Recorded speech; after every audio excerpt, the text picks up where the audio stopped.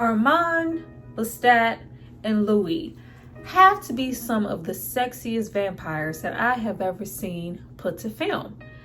Watching them mix it up together for the first time, it had me questioning what and who I found attractive. Them longing and lusting after each other had me a little hot. It was hot.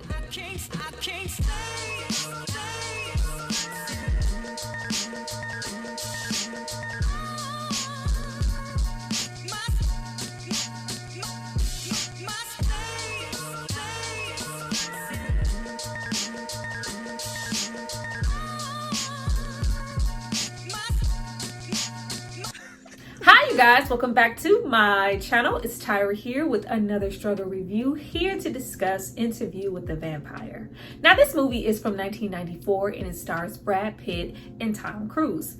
Now before we get into all things depression, anxiety, loneliness, bloodlust, I need you guys to drop down and subscribe to my channel and like this video. I'm going to give you guys a moment to do that. Then we're going to come back and discuss. Boy, do they make this look attractive and unattractive at the same time. This movie literally said despair, immortal damnation, but make it sexy. Go back.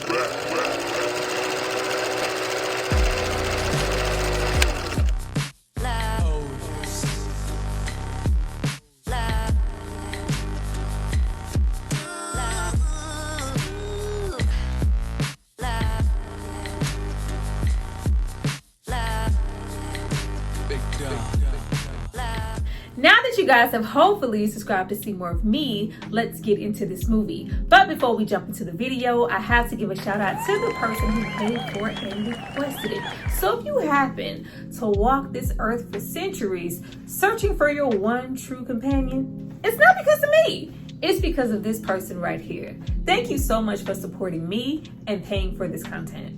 Now this movie is directed by Neil Jordan, who has done several movies like The Brave One, but is mostly known for writing and directing The Crying Game. The movie is based on the novel of the same name by Anne Rice, the first entry into her Vampire Chronicles series that consists of 12 books. And though Interview with the Vampire is probably the most successful adaptation, there were comic books as well as the 2002's Queen of the Damned. Now, I don't think there's a whole lot of fanfare for that movie outside of Aaliyah's performance, beauty, and costuming as Akasha. Just absolutely gorgeous, and the soundtrack slapped too. But aside from that, it is our second appearance of the vampire Lestat. However, a TV series creeped up on us last year that has not gotten enough fan service, fanfare. Nobody talked about it. I'm guilty of not talking about it as well because I was just so entranced of how good of a time I was having with the TV show of the same name available on AMC. Amazing, visually enticing, gory, sexy. Everything that we got in that 1994 movie, but explored and enhanced 10 times over. I might go as far as to say better. We see way more themes from the book and add on additional changes that I absolutely did not mind. Like the fact that we not only follow Louis current day and in the past, but Louis is a very well-off, affluent black man. Every single character is fleshed out in the best way possible, especially little Claudia, who is aged up and is biracial as well. You know, the leads both being black, take that with a grain of salt. They're on the fairer side of blackness, especially for that old climate. But the unjust is very, very real. Then we get into Louis and Lestat's relationship. I wasn't ready. I was not ready. Will we get that longing, lust, and passion that is just so heavily alluded to in that 1994 version of them being this close to each other's face and never really, just breathing on each other for old time's sake? But we never embark on anything physical. Here it is not alluded to. It is not any type of homoerotic undertones. It is very much so in your face. We are embarking on Louis and Lestat not only being vampires, but being closeted gay vampires and being closeted gay vampires in an interracial relationship. Child, it was deep.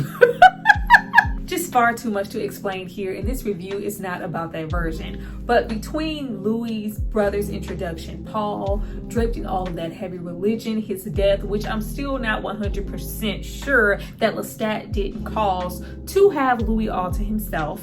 Lestat torturing Louis, low-key being bisexual, having multiple lovers, when all Louis wants is monogamy.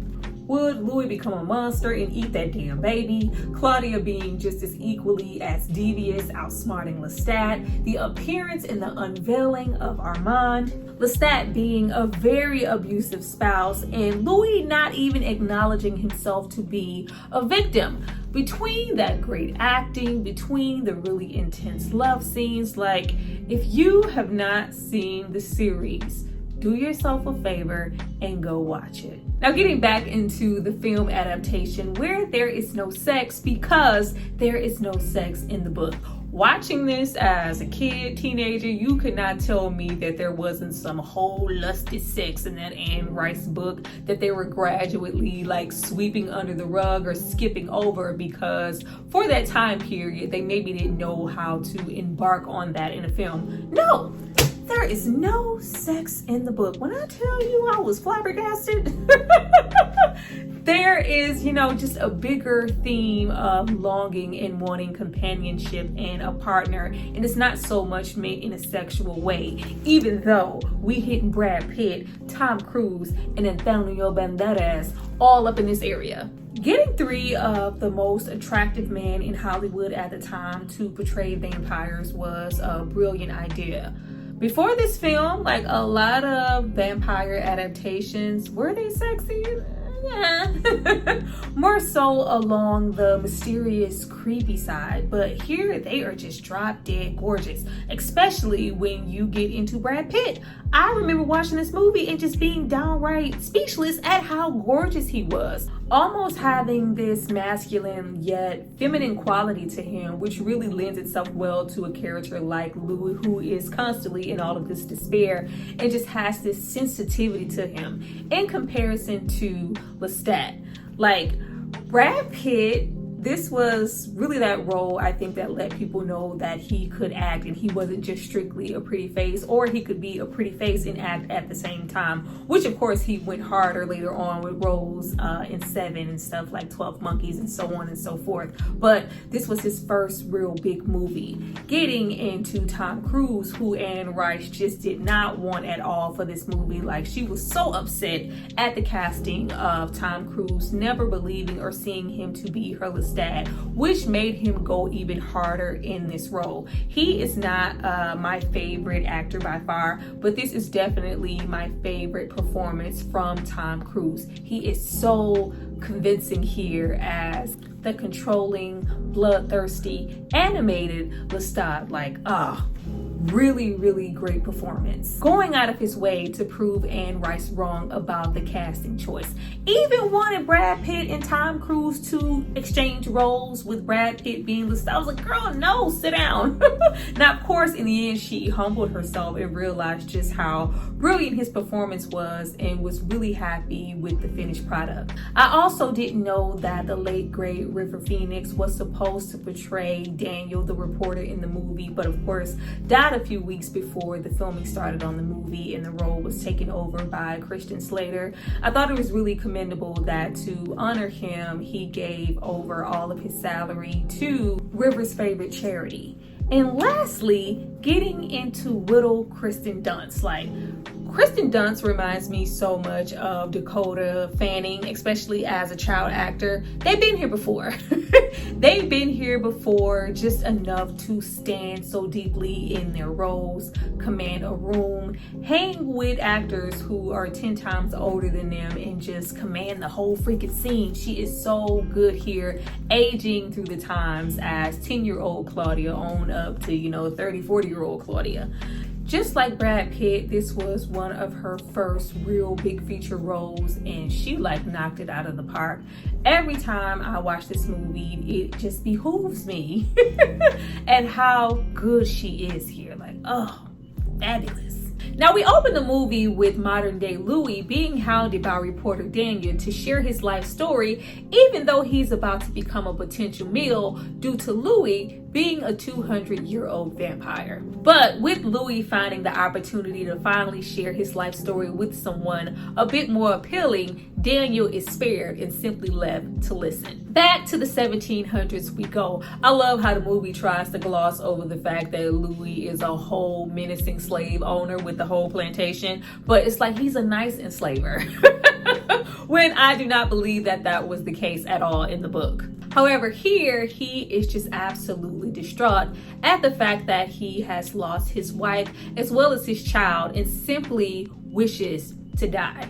I really wish they would have kept his loss on theme with the book of it being his brother. I feel like it would kind of relate more as to why he would gravitate to Lestat, seeing him as maybe a replacement for that. Louis, seeing no other reason to go on living, is dying for someone to simply take him out of his misery. However, Lestat, the voying vampire, would love for Louis' misery to become his company, biting him with the tempting offer of so much more. The gift of a new life, an immortal life, becoming a vampire. Now, Louis, believing this to be the awakening that he needs in his little dreary existence, accepts this instantly to regret it. Though I may have enhanced senses, super strength, the ability to heal, speed, for some vampires like Lestat, levitation, and reading thoughts, with a weakness that pretty much comes down to sunlight and warm blood, it doesn't really seem as attractive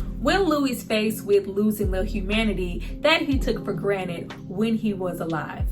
The constant bloodlust, the disregard for human life, simply becoming a monster without many limitations. For much of early Louis' vampire existence, he is just strictly focused on refraining from killing anybody and drinking human blood, with his new identity, teacher, and maker being Lestat, who at the time he never thought about why he sought him out in the first place. I love how with all of their interactions, there is just so much passion and attraction just coming through the screen to the point that you are yelling, just kiss them already.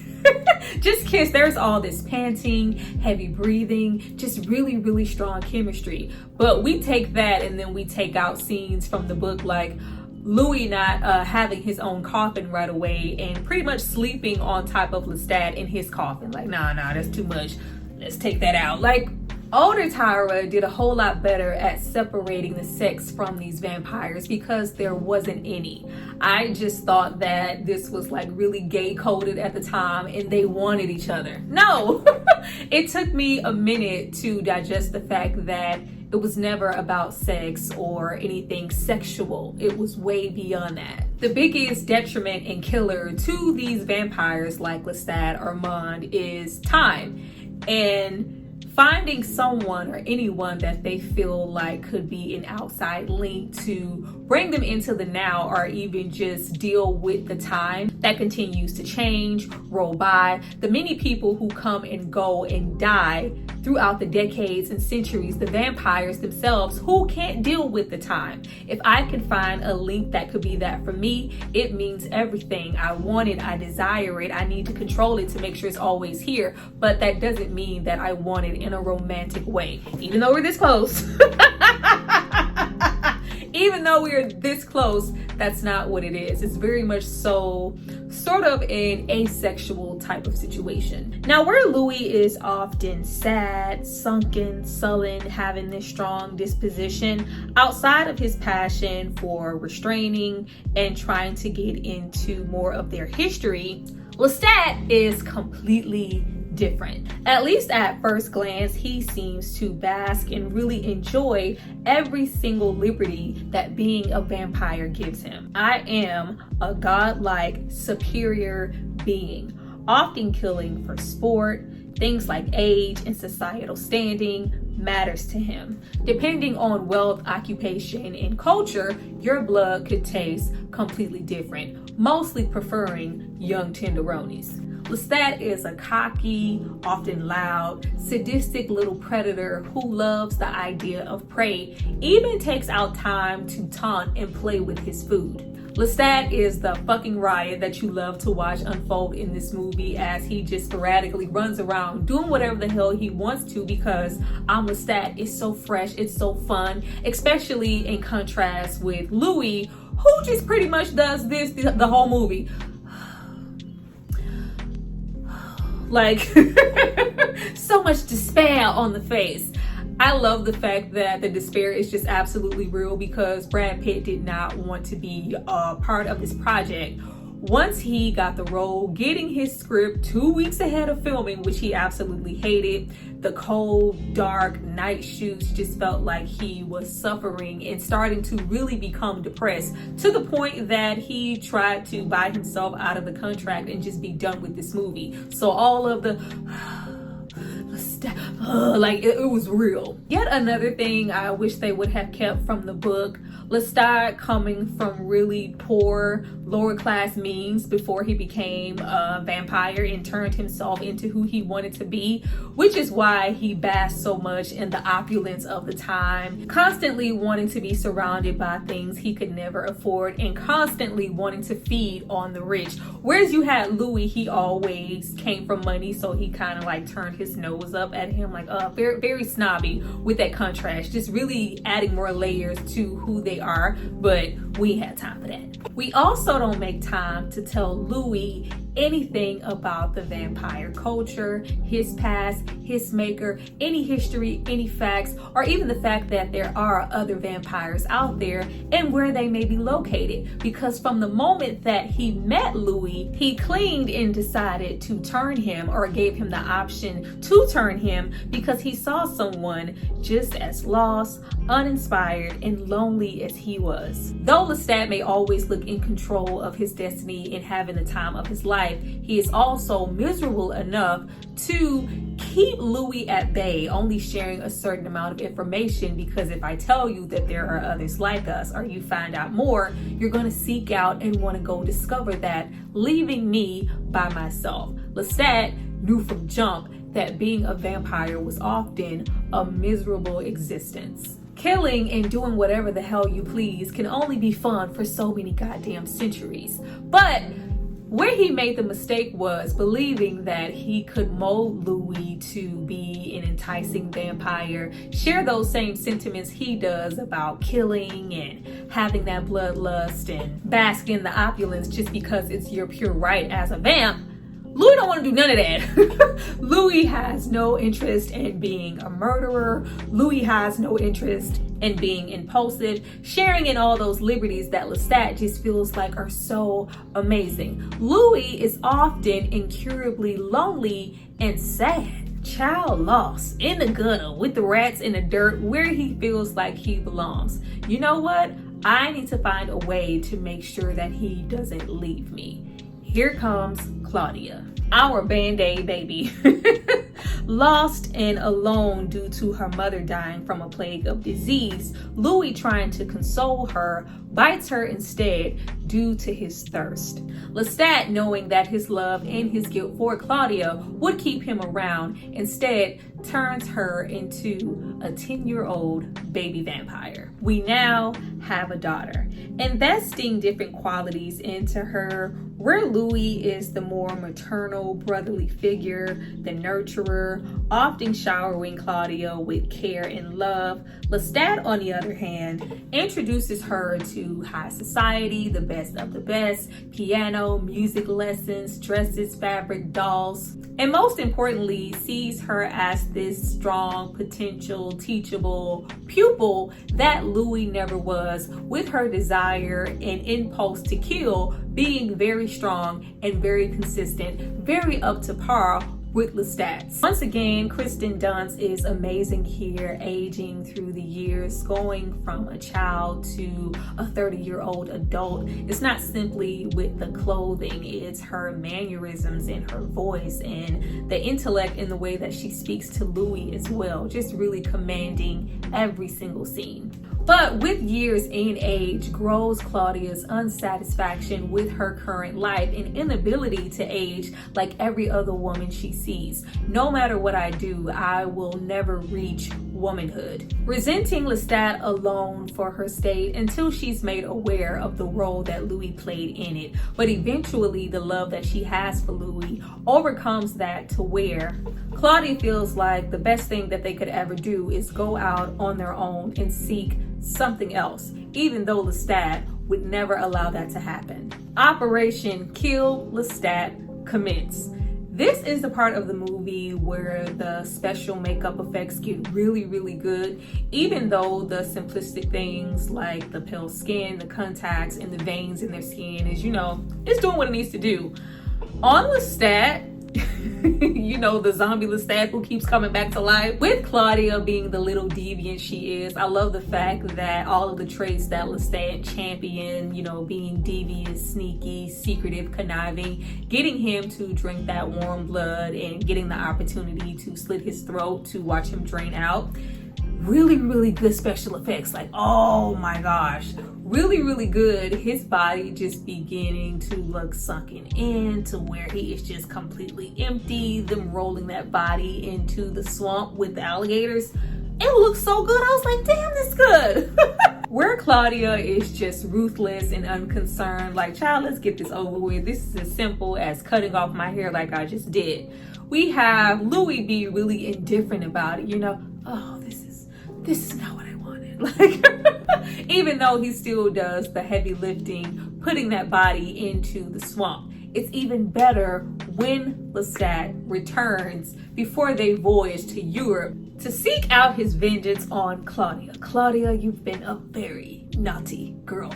Really good effects. Like, man, the makeup on the hands and the face just looking like a whole hot decrepit mess. I love how they continue to show just how strong Lestat is as a vampire and how resourceful he is. He is not at all easy to kill and is very menacing. But finally, Louis has to step up and go against Lestat when it comes to protecting Claudia, setting him on fire. Like, child, everything went ablaze, believing Lestat to be dead, and we are free to seek out our own, live the life we choose, and do whatever we want to do finally. Leading us to the beautiful Paris, where we finally meet one of our kind in the mimicking mime, Santiago.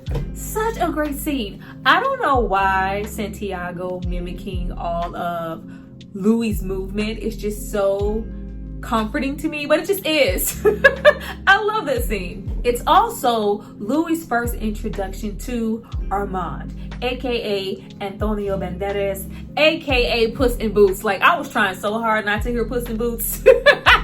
But the voice is so synonymous with that damn cat now to where I just kept hearing just that damn sword.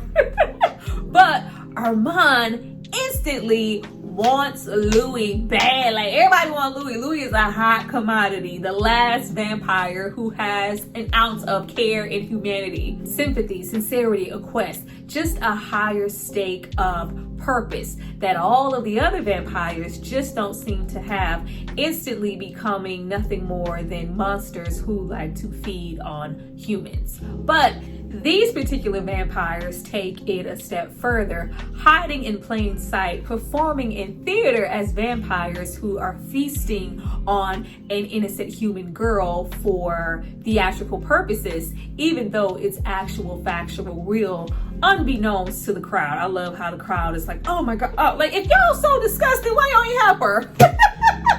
Why y'all didn't help her? But instantly there is this pull to Armand. Watching this now, I never noticed just how alike Armand was to Lestat and what he was willing to do to get Louis on his side. Once again, Louis being on this conquest for knowledge. Who are we? Why are we here? Who made you? Who's the oldest living vampire? What does it all really mean? And Armand saying a whole bunch of nothing. A whole bunch of nothing, being extremely vague and promising more if Louis in fact takes his offer, to be this close to his face and not kiss, and sticks around to be his companion, his lineage to that outside world. Just an inspiration in his life that he is loathing, just like Lestat was. The only difference is that unlike Lestat, he isn't going to get frustrated at the fact that Louis has no desire to dive into his bloodlust and be murderous and run amok like all the other vampires. He actually embraces that part of Louis and thinks that it is hella attractive, making him want Louis even more, feeling like he possesses something that no other vampire does. However, Santiago, reading people's minds, figure out what they did to Lestat, which is their one unwritten rule. Vampires don't kill other vampires. If you do, it's punishable by death. Yet another scenario I wish they would have kept from the book. I can understand them aging up Armand's character with him being a 17-year-old boy in the book, but the fact that it was Lestat who followed them all the way to Paris, informing Armand as well as the coven of what they did to eventually kill them. That would have been such a great scene, just to see Armand and Lestat size Louis up and Louis go, oh, I just don't know which, oh, I don't know. I don't know what to do. This is all too much. Like, oh, that would have been so great. But they did not put that here. Regardless, however, Claudia is well aware of Armand's intentions as well as Louis' desire to be with him. If that's what you're going to do, leave me with something and someone. The mother to the girl who was sacrificed in front of the crowd turned Madeline into a vampire to not only be my companion, but be my acting mother as you go off and live your best life with Armand. Now, I absolutely love Louis' devotion to Claudia, the whole movie, the way that he would never leave her side, never leave her alone, and never leave her in danger, no matter how tantalizing the offer was from Armand, or even just showing how strong his devotion is to her by turning Madeline, something that he has never wanted to do, curse somebody the way that he feels like he's been cursed with the gift of being a vampire.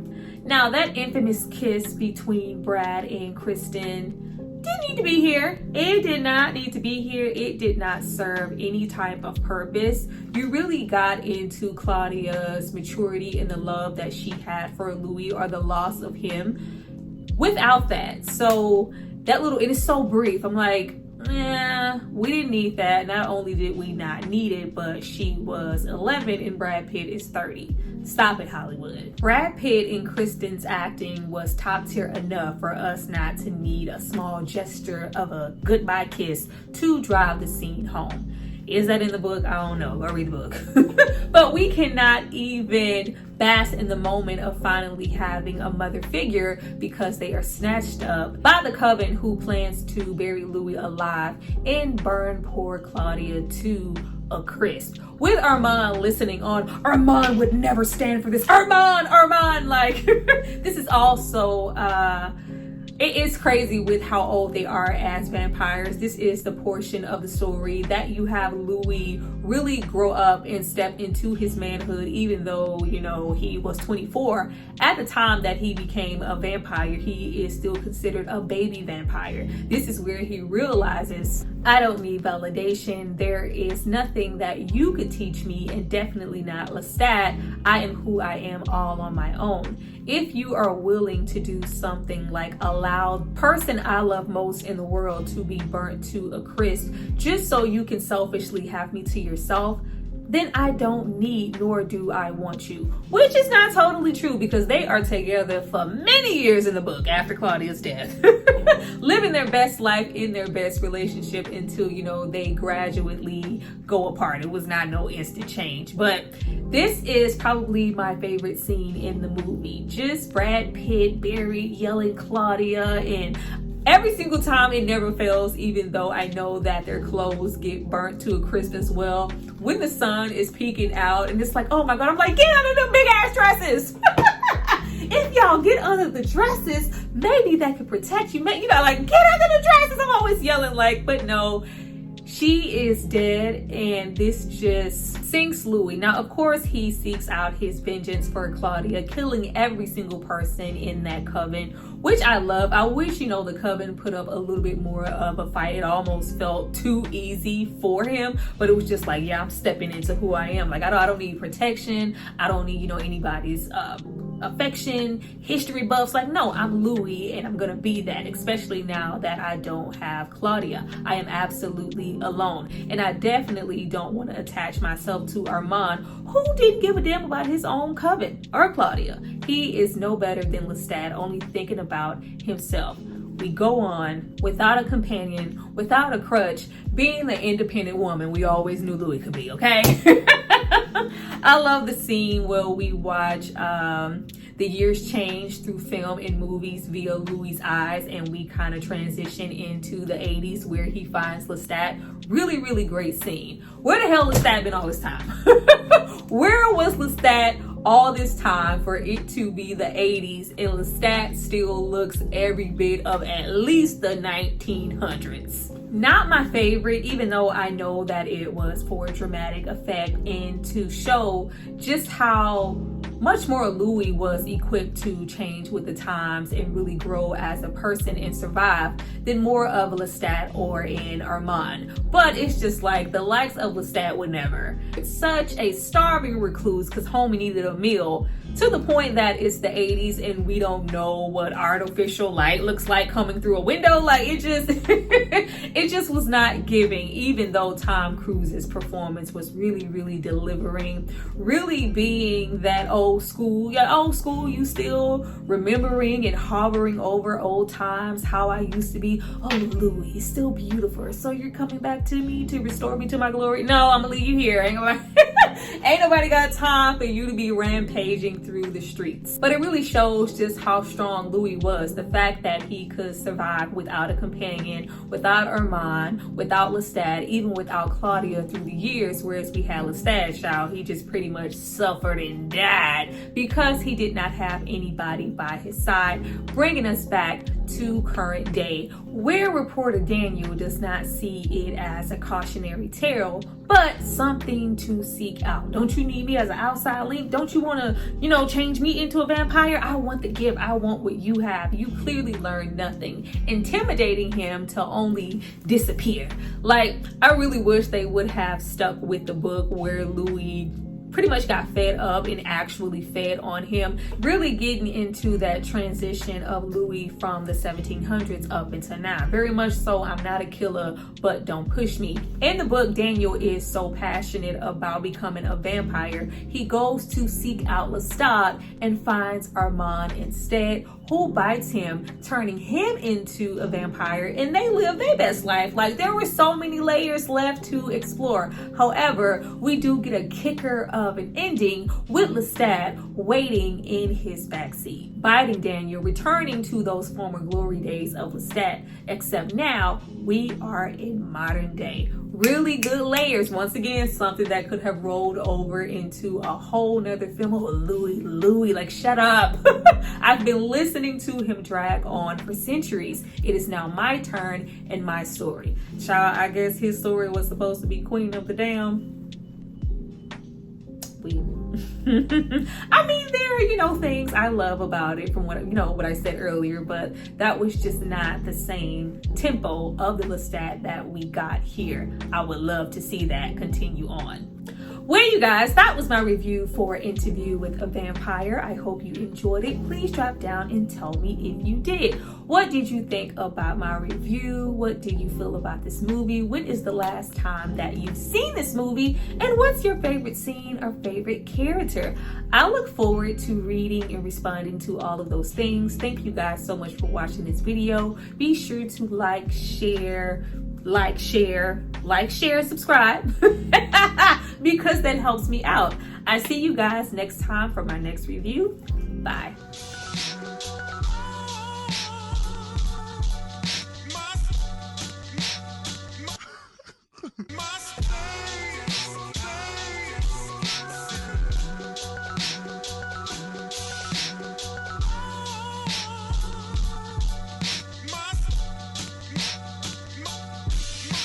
Commissioner!